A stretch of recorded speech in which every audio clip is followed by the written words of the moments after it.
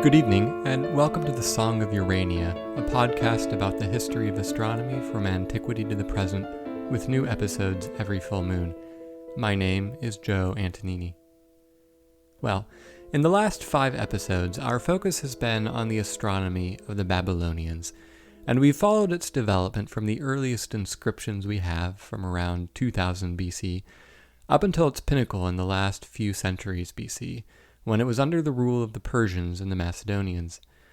There's still quite a bit that I've had to leave out about the Babylonians in the interest of time, and here and there I'll briefly make mention of other aspects of their astronomy that I had to left out because by virtue of having the most sophisticated astronomy of the ancient world, they had a strong influence on the astronomy of nearby cultures, particularly the Greeks.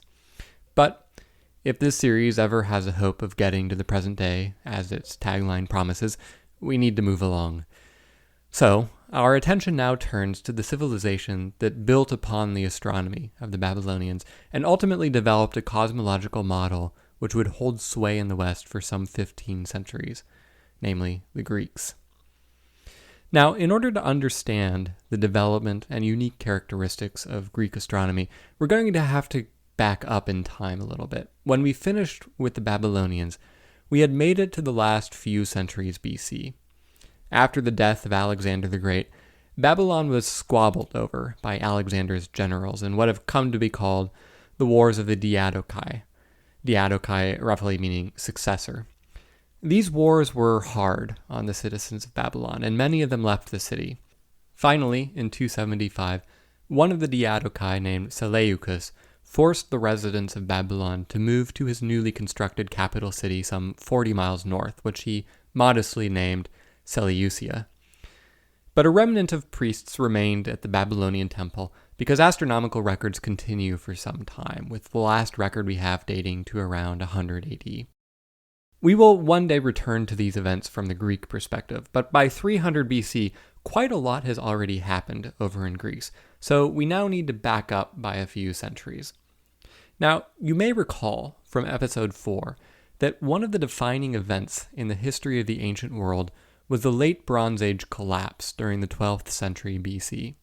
All across the region, from the eastern Mediterranean to North Africa to the Levant and Near East, civilizations suddenly collapsed over the course of just a few decades.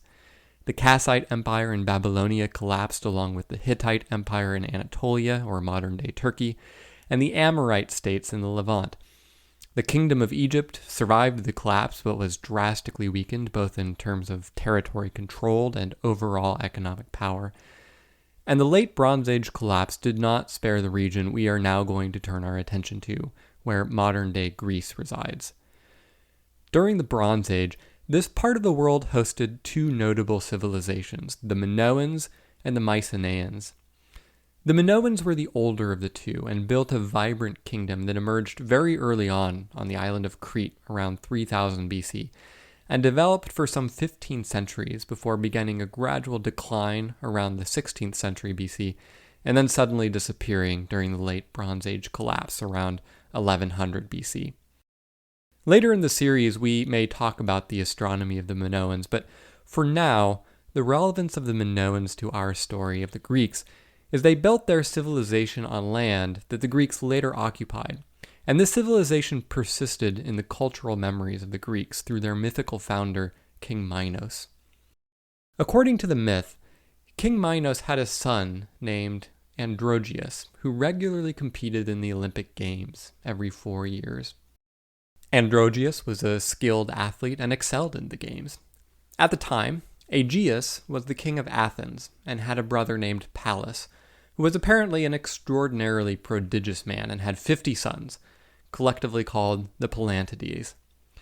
Now, as we'll see throughout our discussion of ancient Greece, there is no canonical form of the Greek myths in the same way that there is, for example, a canonical telling of the stories of the Hebrew Bible.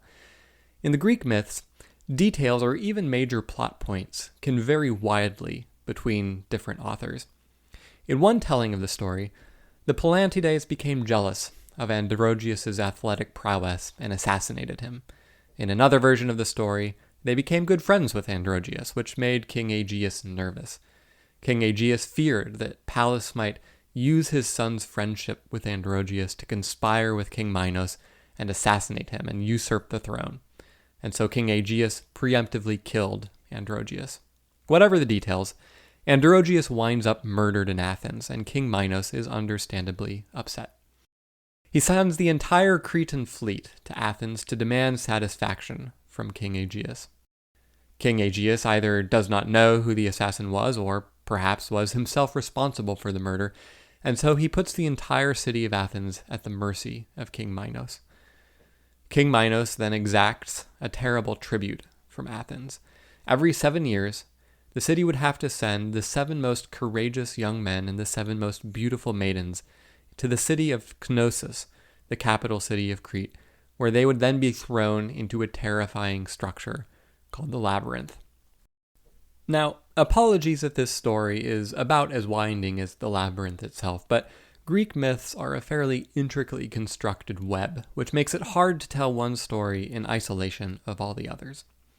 At any rate, Minos and his 2 brothers, Sarpedon and Rhamnothus, were all demigods, sons of the god Zeus and the mortal Phoenician princess Europa. And many years prior, before Minos had ascended to the throne, he and his 2 brothers had been adopted as stepchildren of King Astorion, the 2nd king of Crete, whose father had been the first king to sail to the island. After the death of King Astorion, the 3 brothers fought amongst themselves for the right to rule the island. Minos was victorious and banished his brothers. Sarpedon fled to Asia Minor in a region called Lycia, where he founded a city called Miletus, which, as we will see later, became an important city for astronomy. Incidentally, in some tellings, Miletus was a fair boy, whom Minos and Sarpedon both fell in love with, and was the origin of the quarrel between the 2 brothers after Miletus chose Sarpedon over Minos. The other brother, Rhamnothus, ended up in Boeotia, in central Greece, but also apparently was associated with the other islands of the Aegean.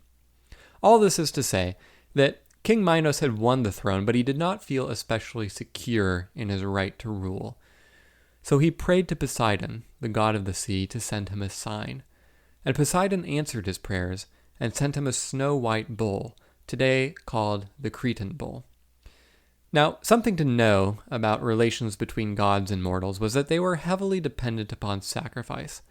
When Poseidon sent King Minos the snow-white bull, he expected King Minos to sacrifice the bull to him as a gesture of gratitude for the divine favor. But the bull was so beautiful that King Minos was loath to give it up, so he sacrificed an ordinary bull instead.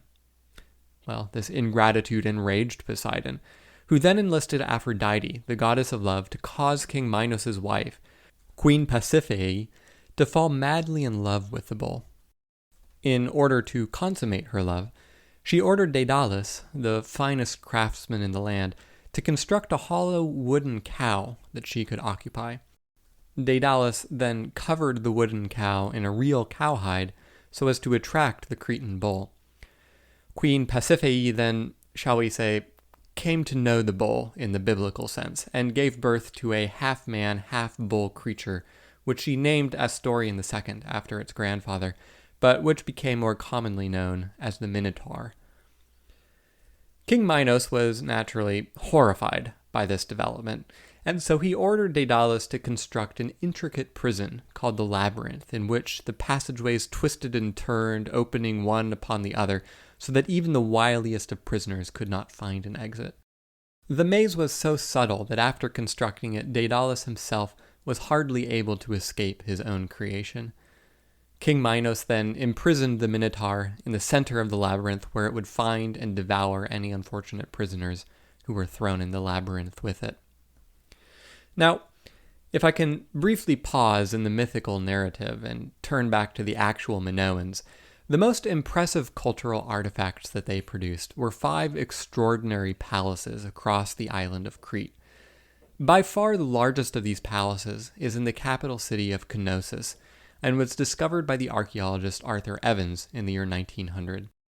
This palace is an enormous complex containing more than 1,000 rooms, all connecting to one another in a complicated layout. Minoan artists also covered many of the walls in beautiful frescoes. a substantial fraction of which depict bulls, which apparently had special religious significance for the Minoans. On this basis, Arthur Evans speculated that the Palace of Knossos may have been the source of the ancient Greek myth of the labyrinth. Of course, in archaeology, as in astronomy, it is often difficult to find conclusive evidence, and so there are other candidates for the historical source of the labyrinth. In particular, there is a complex of caves near the city of Gortyn in the southern part of Crete, which were expanded by humans. Or it is entirely possible that the mythical labyrinth had no historical counterpart at all, and was invented out of whole cloth by the ancient Greeks. One other note here, while we're talking about the ancient Minoans, is that the kingdom of Minoa was not the name that they had for themselves. The name Minoa was actually bestowed on them by Arthur Evans himself, who speculated on the connection between the ancient civilizations and the Greek myth of King Minos. Well, to return to the mythic narrative, recall that many years later, after the death of his son Androgeus, King Minos had extracted a tribute of 7 young men and 7 young women from Athens. Every 7 years, Athens sent their most courageous young men and their fairest maidens to Crete, where King Minos threw them into the labyrinth to be devoured by the Minotaur. And so things had proceeded for many years, and during all this time, King Aegeus, the king of Athens, had had no children.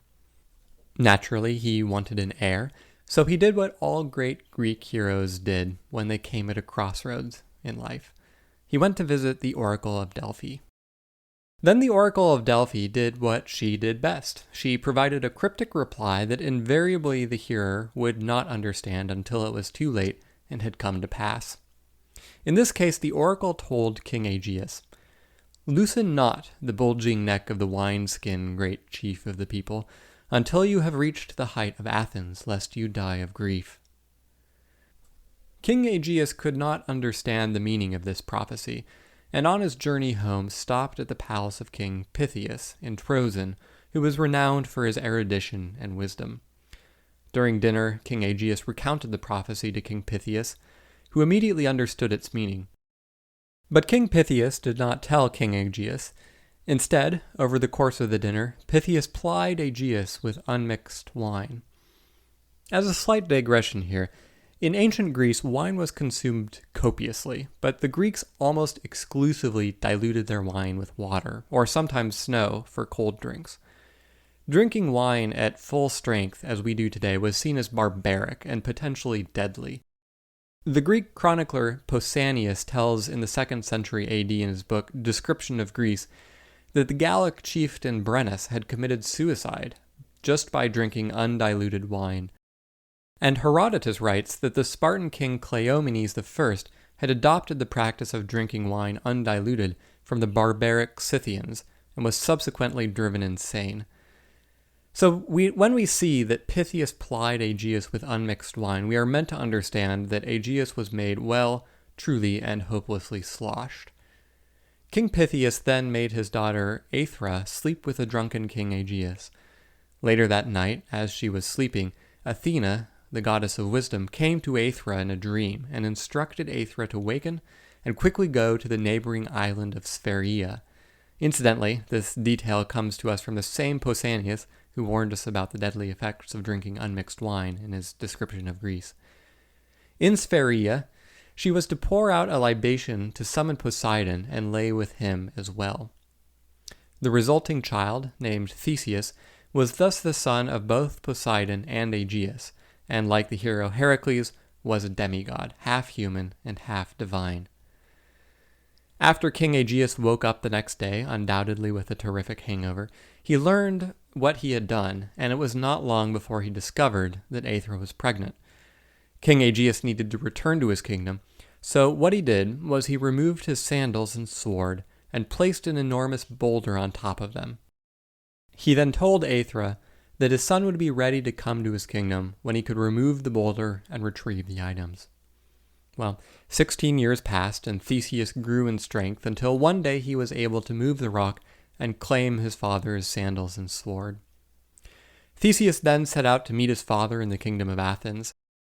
Theseus had the option of traveling to Athens by boat or over land, and being a young, scrappy hero in search of adventure and glory, he decides that the passage by land will be the more dangerous of the two journeys, and opts for that. And indeed, in his travels along the bandit-infested roads, he encounters 6 monsters, known as the 6 labors of Theseus. The first and the last of these were the most well-known. Theseus's first labor was his encounter with the giant Periphetes, who wielded an enormous iron club. After Theseus defeats Periphetes, he takes the club for himself and is then often depicted holding it in art. In his 6th and final labor, he encounters Procrustes, who had a home in which he would invite weary travelers to rest. When he put them in his bed, he would ensure that they fit exactly. If they were too tall, he would amputate the excess length from their body, and if they were too short, he would stretch them out until they were precisely long enough. When Theseus passed by, Procrustes made the fatal mistake of attempting to play the same trick on the hero. Theseus then turned the trick around on Procrustes and chopped off his legs and head so that he would fit in his own bed. The myth of Procrustes today gives us the term Procrustean, or a Procrustean bed, which is an arbitrary standard which must be adhered to no matter how absurd the consequences. Well, after his 6 labors, Theseus arrived at long last in Athens. Now, the ancient world was, in general, what we might today call a low-trust environment. If an armed stranger arrived in town, it was oftentimes wise to be somewhat wary. And likewise for the stranger, when arriving in an unknown town, it was best to be somewhat on one's guard.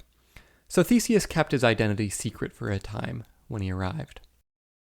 In the meantime, King Aegeus had married a woman named Medea. Well, woman is perhaps not quite the right word, because her grandfather was Helios, the sun god, so she was partially divine. Medea plays an important role in the story of the Golden Fleece with Jason and the Argonauts. This is quite a detailed story which would take us too far astray, but during the quest for the Golden Fleece, Medea had done some very bad things, including murdering her brother, chopping him up into pieces, and scattering his body parts across an island so as to prevent her father from capturing Jason. But after the adventures of the Golden Fleece, Medea and Jason had settled down in Corinth and gotten married, and she had borne him anywhere between 1 and 14 children, depending on the version. But after 10 years of marriage, Jason had abandoned Medea and his children to marry the Princess Creusa, daughter of King Creon. Shakespeare writes that hell hath no fury like a woman scorned, and Medea is certainly not the sort of woman you would want to scorn.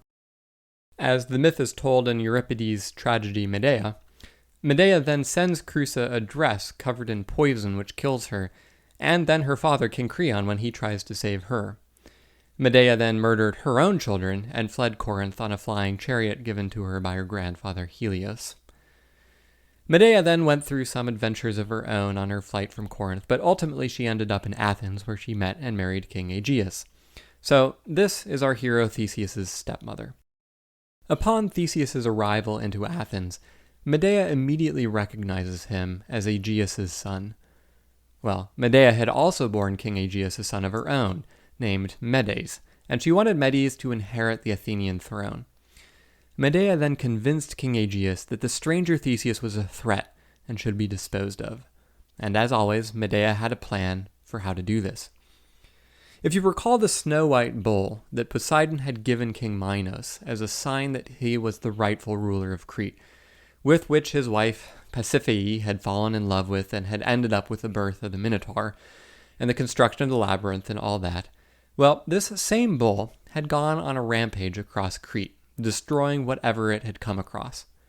One of the 12 labors of the hero Heracles, who has quite an involved story of his own, was to capture the Cretan bull, which Heracles duly did, and then transport it out of Crete and onto mainland Greece. From there, the bull wandered into the town of Marathon and became known locally as the Marathonian bull. The bull was wreaking havoc at this point, and so Medea proposed to King Aegeus that Theseus be sent on what she believed to be a suicide mission to capture the bull. Well, Theseus happily accepts the challenge, has more adventures along the way, but ultimately kills the bull and drags it all the way back to Athens, where King Aegeus cooks the bull and holds a ceremonial banquet. Medea was probably frustrated by Theseus' success, but she decided to do what she knew best: poison him. If you want something done right, sometimes you just have to do it yourself. At the banquet, she handed Theseus a poisoned cup, but as Theseus reached out to grab it, King Aegeus spied the sword that he had left under the rock in Troezen all those years ago, and realized that the stranger was his own son. He jumped up, knocked the cup out of Theseus' hand, and embraced him. Medea was then forced to flee yet again, and has further adventures in which, as you might expect, she murders more of her own family members. So we now have the young hero Theseus in Athens, where, if you recall, to the beginning of the story, the city is forced to pay the tribute to King Minos of 7 young men and 7 young women every 7 years. When King Minos demands his tribute next, Theseus volunteers to go and kill the Minotaur. Well, King Aegeus is not very thrilled about this plan, but in the end, this is a mythical story after all, and he can't keep the hero from embarking on his adventures. Theseus and the other 13 victims sail off for Crete in a ship with black sails. Before leaving, Theseus agrees with his father that when he returns, he will fly white sails on the ship if all has gone well, but if he should die, the crew will fly black sails instead. Naturally, as sacrificial victims, Theseus and the 13 others could not bring any weapons with them on the journey, but on their arrival, they had the honor of being greeted by King Minos himself, and Theseus told him that he was a son of Poseidon. To test Theseus's boast, King Minos took off a golden ring, tossed it in the ocean, and asked Theseus to retrieve it. Theseus dove in, and a short while later returned with not only the ring, but also a crown that Amphitrite, the wife of Poseidon and queen of the sea, had given to him while he was underwater. Theseus then presented the crown to King Minos' daughter, Ariadne, who was present and watching the spectacle. Ariadne then immediately fell in love with Theseus. Secretly, before Theseus and his compatriots were thrust into the labyrinth, Ariadne slipped to him a small sword and a ball of thread that he could use to retrace his steps through the labyrinth.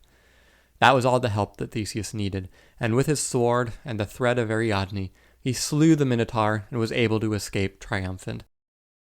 Then, he and Ariadne escaped Crete to elope, along with Ariadne's sister and the 13 other Athenian victims. On the way back to Athens, they stopped on the island of Naxos to rest.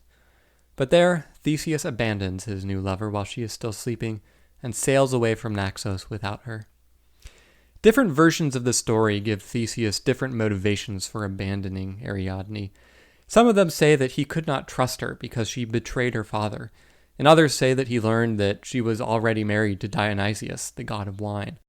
Since Theseus was a mythic hero of Athens, Athenian versions of the story say that he was visited by Athena in his sleep, who told him that he unfortunately had to leave her as she was destined to be the wife of Dionysius. Whatever the reason, after she is abandoned, she is inconsolate until Dionysius arrives, whereupon she falls in love with him and marries him. In celebration of their marriage, Dionysius takes her crown and puts it in the heavens, where it became the constellation Corona Borealis, or the Northern Crown. In other versions of the story, the crown was originally Dionysius's and was either given to Ariadne drunkenly before she met Theseus, or was given to her as a wedding gift after he marries her. At any rate, there you have the somewhat tenuous connection of this long tale to astronomy. But we have come so far that I would be remiss if I did not spend a little longer concluding the tale. Upon his triumphant return, Theseus, either so happy to be back or upset that he had to abandon Ariadne, depending on the version, forgets to change out the sails of his ship from black to white. His father, King Aegeus, seeing the black sails approach, believes that Theseus is dead and throws himself off a cliff into the sea, which is why the sea is then named the Aegean Sea. Theseus' defeat of the Minotaur was a tremendous victory for Athens. To celebrate Theseus' deeds and thank the gods, every year thereafter, they sailed the same ship to the sacred island of Delos for a religious ritual. Over the centuries, various parts of the ship rotted away, and when they did, the Athenians replaced them with fresh parts. Eventually, every part of the ship had been replaced. This story gave rise to the philosophical problem known as the ship of Theseus, and the problem is this. If you replace a single part of a ship, say a single board on the deck, can you call it the same ship? Intuition would say yes. But now, over time, you replace one part every year until centuries later, every part has been replaced. Is it now the same ship? If we accept that changing a single part does not produce a different ship, it would seem that replacing any individual part of the ship would not fundamentally change the sameness of the ship. But in the end, you are left with a ship with entirely different parts. Now you have a dilemma. If you believe that the ship is somehow different, you are forced to identify a certain moment when the ship had changed, despite the fact that each change was essentially infinitesimally small. On the other hand, suppose that you believe that it is still the same ship, despite the different parts. Now what would happen, as Thomas Hobbes asked many centuries later, if you go and reconstruct the ship using the original parts that you have removed? Which of the two is the original ship? This question may seem to be nothing more than a game of semantics, but the philosophical issues at play are actually deeper than you might think, because the same problem is at hand in what is known in philosophy as the problem of the self. We all, of course, have some self-identity, and this self-identity is not a matter of semantics. We have some very deep sense of what it is to be oneself, and that this self is different than other people's self. We perceive that when we wake up in our bed in the morning, we are the same person who went to sleep in that same bed the previous night.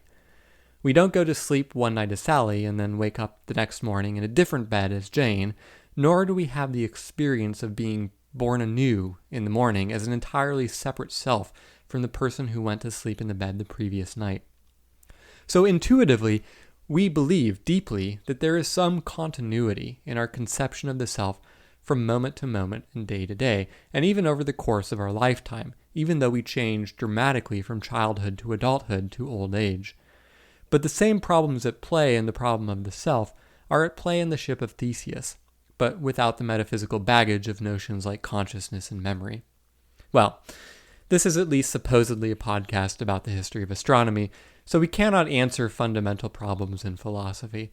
But this story does illustrate how the Greeks pulled from this cultural background to develop what we today would regard as more serious philosophical or scientific questions.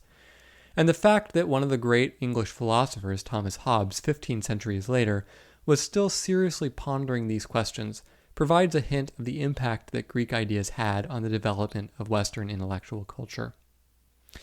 At any rate, I've now told you the story of Theseus and King Minos, and now you have an understanding of the history of Minoan civilization. Not the real history of the Minoan kingdom, of course, but the history of the Minoan civilization as perceived by the ancient Greeks. At the very beginning of this episode, I mentioned that there were two civilizations in the region that predated the Greeks: the Minoans, whom we just discussed, and the Mycenaeans. But as with the Minoans, memories of the Mycenaean civilization also persisted in Greek culture, so I'll now invite you to settle in as I tell you the tale of the remnant of Mycenaean culture in Greek memory in the myth of Perseus. Now, the tale of Theseus and King Minos had fairly limited representation in the heavens. The crown that Theseus, or Dionysius, gives to Ariadne is all that makes it into the sky as the constellation Corona Borealis. By contrast, the tale of Perseus sprawls out over a vast portion of the sky and spans about a half-dozen constellations. As with all great Greek heroes, Perseus is a demigod, and the story of his birth is a short tale in its own right. At one time, the king of Argos was a man named Acrisius. Just like King Aegeus in the tale of Theseus, King Acrisius was unable to produce a son, and eventually, fed up, went to the oracle of Delphi for advice. In a way, King Acrisius was lucky in that the oracle he received was apparently not cryptic. But the bad news was that he learned that he was not to produce a son, and to make matters worse, his daughter would bear a son who would then kill him. So, naturally, King Acrisius returned home and locked his daughter Danae in a tower whose only opening was to the sky so that no one could enter or leave. Sometime later, Zeus discovered Danae locked in this tower and fell in love with her. So he caused a rain of gold to fall upon the tower, which then impregnated Danae. When King Acrisius learned that his daughter had become pregnant with Perseus, despite his best efforts to lock her away, he considered killing the child. But King Acrisius realized that doing so would only invite the wrath of the Furies, the goddesses of vengeance. So he did what any well-adjusted king would do, and locked both the child and its mother in a wooden chest and then threw the chest out to sea. As the god of the sea, Poseidon, was Zeus's brother, this made Perseus Poseidon's nephew, and so when King Acrisius threw the baby out into the ocean, Poseidon looked favorably on his nephew and calmed the seas and carried the chest to the island of Seriphos.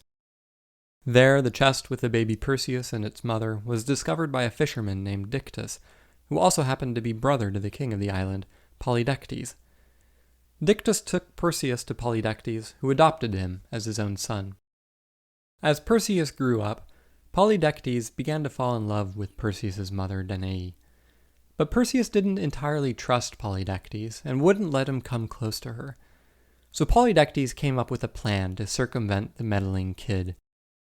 At the time, the bachelorette on everyone's minds was Hippodamia, the beautiful princess of Pisa. But her father, King Onomaus, had heard a prophecy that he would be killed by his son-in-law. He therefore challenged every suitor to Hippodamia to a chariot race. If the suitor won, he gained the right to marry his daughter. But if King Onomaus won, he would execute the man.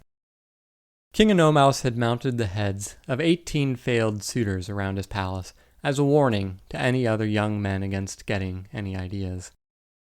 Well, Polydectes, Perseus's adopted father, knew that Hippodamia was sought after enough that it would be believable if he announced that he was going to try to marry her. So, announce that he did, and he then demanded gifts from his courtiers. If he was to beat King Onomaus in a chariot race, he needed the fastest horses in the land, so everyone in his court was to provide him with a suitable horse. But what Polydectes knew was that Perseus had no horses, and so wasn't able to give his father any gift at all. So Perseus instead asked Polydectes to name anything on the earth, and he would go and capture it for him. The trap was then set, and Polydectes asked Perseus to bring him the head of Medusa. According to Ovid, Medusa had been a beautiful maiden, the daughter of the primordial sea god Phorcys and his sister Ceto. Poseidon became attracted to Medusa after seeing her in the temple of Athena, and had raped her right then and there in the temple. This was not pleasing to Athena, but Athena, in a terrible instance of victim blaming, blamed the victim, Medusa, and transformed her into a Gorgon, a hideous woman with snakes for hair, whose gaze was so terrifying that any poor soul who looked upon her face was immediately turned into stone.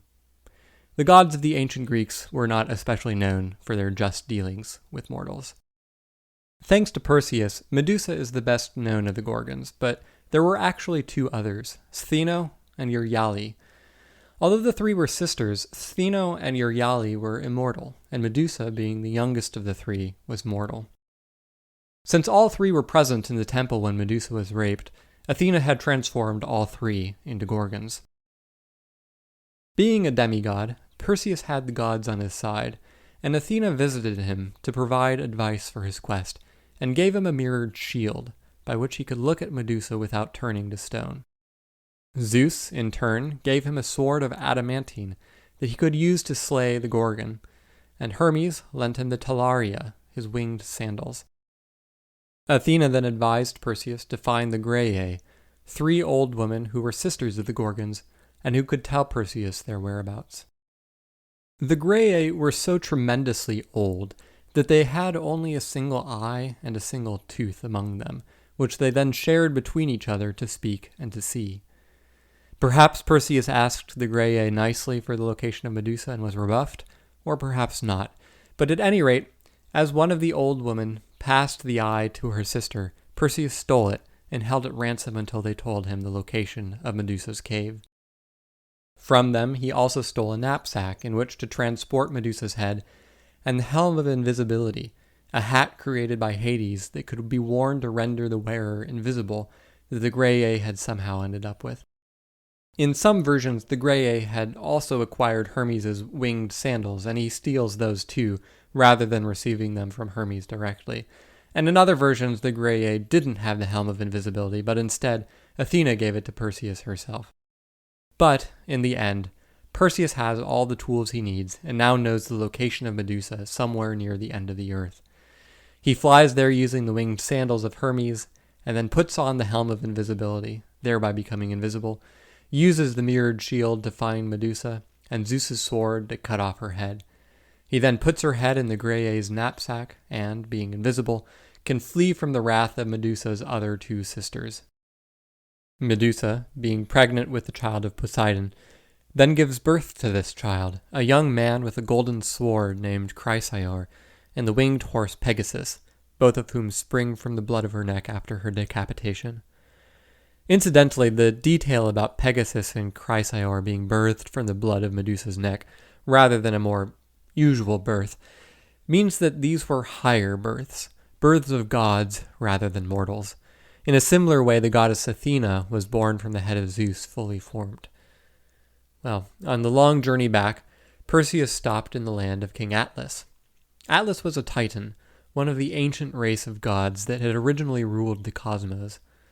But after their children, the gods of Olympus, like Zeus, Hera, Poseidon, and all the rest of the more familiar Greek gods, had rebelled against their parents, they had banished the Titans to the underworld of Tartarus. Atlas, however, was banished to the end of the earth. The popular modern depiction of Atlas as supporting the weight of the world on his shoulders does not actually appear in the original Greek myths.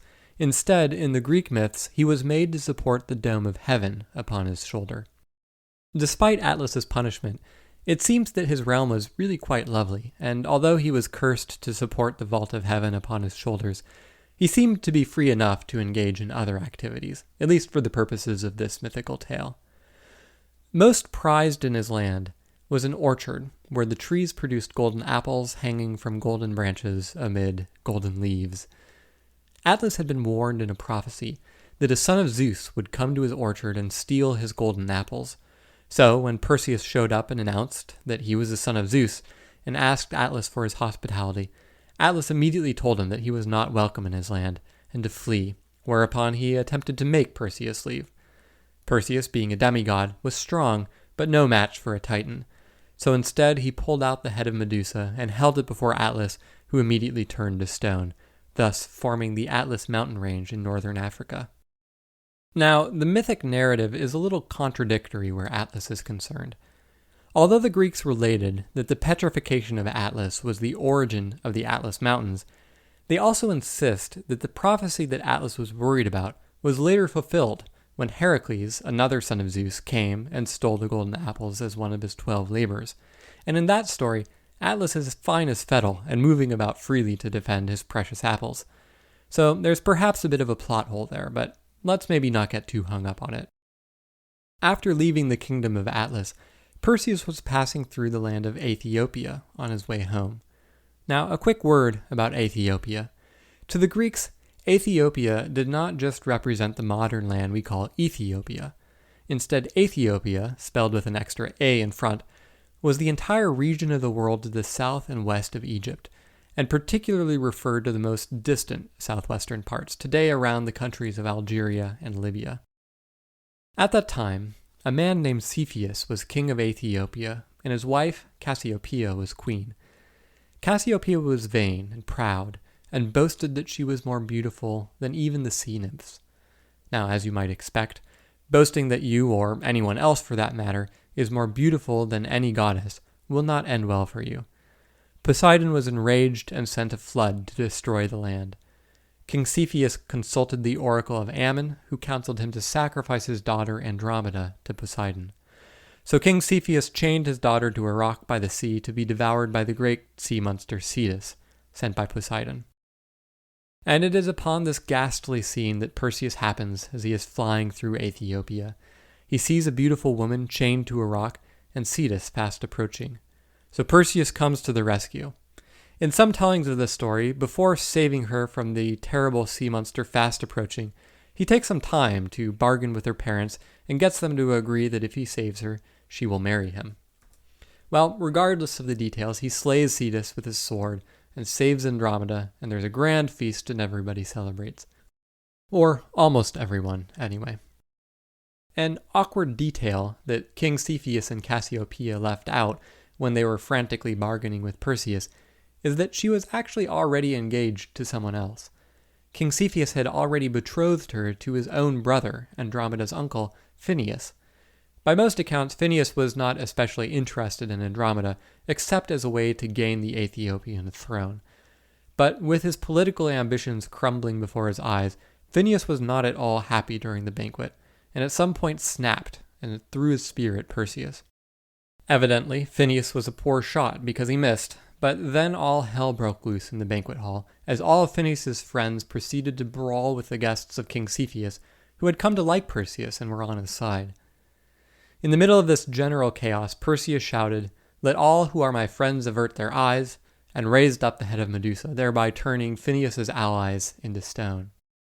Well, it seems to me something of a miracle that this gimmick didn't turn everyone else at the banquet into stone too, because I think I would have looked at anyone who had shouted that in the middle of a fight, no matter whose side I was on. But I suppose that just goes to show that I would have made a poor Bronze Age warrior anyhow.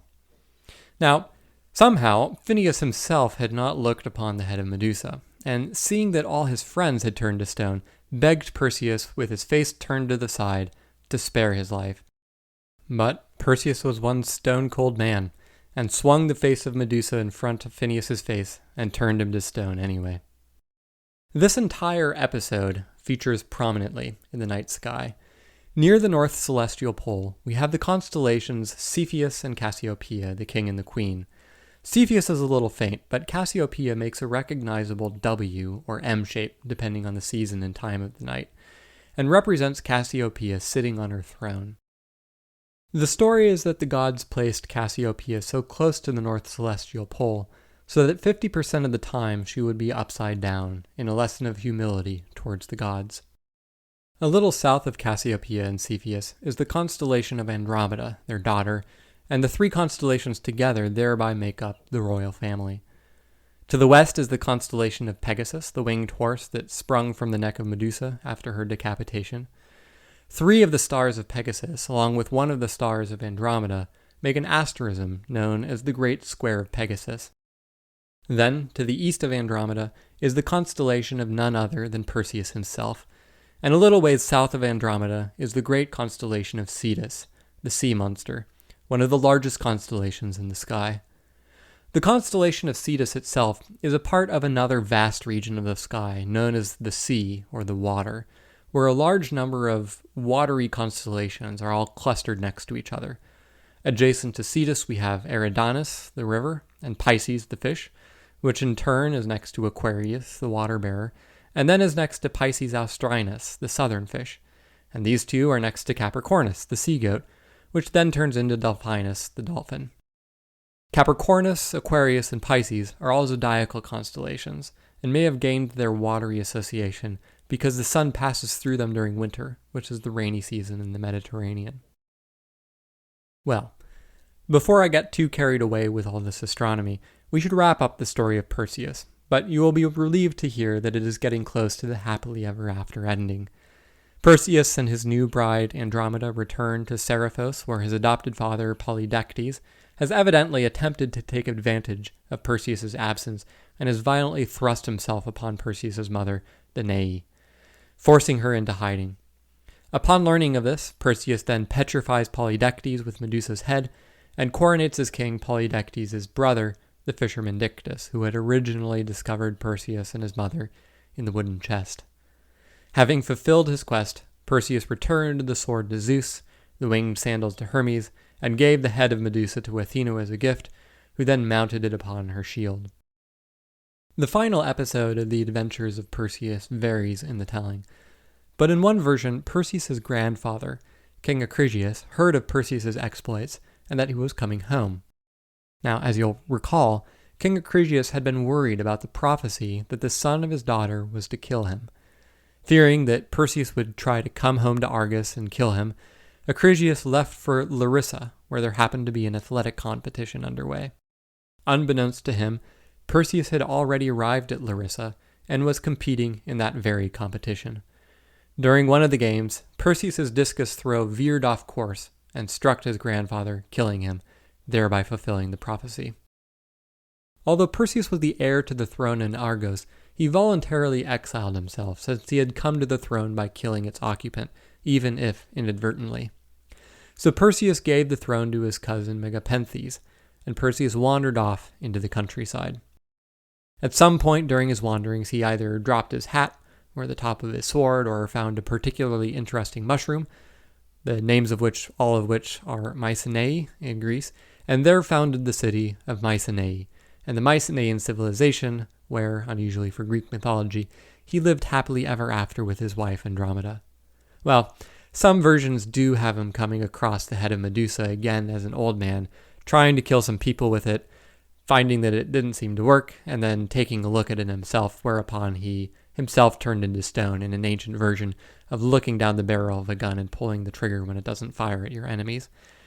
But most accounts don't deal with the death of Perseus, which would probably imply that there was nothing interesting to tell there, and that he died peacefully as an old man. So there you have it, the Greek histories of Minoan and Mycenaean civilization. As I discussed in the first episode of this series, I think that it's important that we try to understand the development of astronomy in the context of the cultures where the science was developed, rather than trying to impose our own modern ideas about what ancient science should be. These myths were deeply ingrained in the Greek mindset, and this inevitably influenced the development of astronomical thought, either through the implications of these stories themselves in cosmology and cosmogony, or as a reaction against these ideas by freethinkers, who in turn suffered sanctions from the broader society for rejecting accepted modes of thought. We'll notice a few things about these two histories. The first is that they are fundamentally heroic. By this I mean that the histories are not at all concerned with most of the things that we moderners are interested in, like who the common people were, how many of them there were, what their customs were, what their political structures were, or anything of the sort. The histories are focused almost exclusively on the actions of a small number of heroic figures, kings, queens, princes, and their dealings with great monsters and the like. Another feature of this history is that they are not so interested in literal truth or consistency of the narrative. They tend to be much more interested in good storytelling and moral teaching. So these Greek tales bear some similarities but also some differences to the Israelite and Babylonian histories we encountered in our earlier episodes. The Israelite history in particular was similar in that the main concern of the authors of the books of the Hebrew Bible was the moral lessons that their stories imparted. When Israel was ruled by kings who were faithful to God and obedient to his law, Israel prospered. When the kings were faithless and turned to strange gods, Israel suffered. But unlike the Greek myths, the ancient Israelites placed a much higher premium on developing a canonical version of their texts. We have some evidence of competing stories, most notably the two creation stories told in the first 2 chapters of Genesis, but this is the exception rather than the rule of the Hebrew Bible. By contrast, in Greece, it seems that the broad outlines of the important mythic stories were well known, but Greek authors had a lot of freedom to elaborate on the details of these stories as they saw fit, and they felt no compunction to ensure that their version was consistent with the versions that other authors had told before them. This freewheeling intellectual culture was really one of the hallmarks that distinguished Greek civilization from other civilizations in the Mediterranean and Mesopotamia. Like the Greeks, the Babylonians had writing, and in fact had developed it far earlier than the Greeks. But writing among the Babylonians was limited to a special class of people and was reserved for very important documents. But in Greece, it seems that everyone, at least in the aristocratic class, had some new idea in them and was writing that idea down. Now, unfortunately, as we'll discuss in probably the next episode, many of these works were lost, but we have other works that referred to them, and classicists have worked out a complex web of citations, paraphrase, quotations, and plagiarism of many of these earlier works from later works which do survive. This kind of intellectual free-for-all just didn't exist in Babylonia. The Greek myths also put a stronger emphasis on the heroic than the stories told in the Hebrew Bible, which is itself already very focused on the actions of a small number of heroic figures. But a consistent theme throughout the Hebrew Bible is also the relationship that God establishes between himself and the people of Israel through his various covenants. The book of Exodus prominently features the deeds of Moses and Aaron, but then has a great deal to say about how the people as a whole behaved as well, either by assenting to the covenant that God presented to them through Moses, or by rejecting it by worshipping the golden calf. But the Greek people as a whole really feature very little in Greek myths at all. The closest we come to a representation of the Greek people is the device of the chorus in Greek theater. During the play, there would be a collection of people standing together on the stage who would comment on the goings-on the stage to provide the dramatic reaction of the Greek people to the actions of the heroes. But nevertheless, unlike the Israelite people in the Hebrew Bible, the Greek chorus was a passive character and rarely had any causal impact on the drama on stage. There's one other feature of these myths that is especially relevant for our narrative about the history of astronomy, namely that the stories, and thereby the gods, became intertwined with the heavens. The Greeks were not unique in this regard. Every civilization has picked out constellations on the sky and has developed stories to identify with the constellations, and more broadly has associated the sky with the divine. But the fact is that the standard 88 constellations we have today are largely the same as the ancient Greeks, not those of any other culture. Now, the Greeks borrowed some of their constellations from the Babylonians, it's true, but it is not the fact that those constellations were Babylonian that we still have them today. Rather, they only survived to today because the Greeks happened to adopt them. Likewise, we don't identify any of the Egyptian constellations, or any of the constellations of the Celts, Norse, Vandals, or any of the other dozens of tribal peoples that populated Europe. Our constellations today are just one of the fossils of Greek science that persist to modernity as a consequence of the massive influence that the ancient Greeks had on the development of astronomy and the sciences more generally in the West. Now, from what I've said to this point, there is nothing tremendously unique about the thought of the Greeks. They had wonderful myths, yes, but so has every other culture. But it's important to understand the origins of Greek thought in order to understand how it evolved other ways of understanding the world aside from the mythic. As we had discussed in the previous episodes, the Babylonians had developed a sophisticated set of procedures to predict the patterns of behavior in the sky, but they were never really interested in understanding anything deeper than that. The Greeks were different. Not immediately, as we have seen, but eventually, and we will next come to that. But it is late now, and so we'll have to trace the development of this thought in the next episode. I hope you'll join me then. Until the next full moon, good night and clear skies.